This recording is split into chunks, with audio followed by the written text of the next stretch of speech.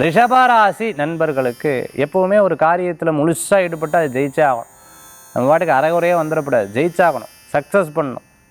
இப்போ அந்த சக்ஸஸ் தான் உங்களுக்கு பெயர் புகழ் அந்தஸ்தை கொடுக்கும்னு சொல்லுவாள். இன்றைக்கி நல்ல நபர்களை சந்திக்கக்கூடிய வாய்ப்புகள், பகல் நேரம் உங்களுக்கு சாதகமாக இருக்குது, மத்தியான நேரம் உங்களுக்கு சாதகமாக இருக்குது. ஸோ உங்களுடைய சாதகம் உழைப்பு தான் அங்கே முக்கியத்துவம் கொடுக்கணும். சொடுக்கு போடுற நேரத்தில் ஒரு காரியத்தை நிர்ணயம் பண்ணக்கூடிய வாய்ப்புகள் உங்களுக்கு இருக்குது.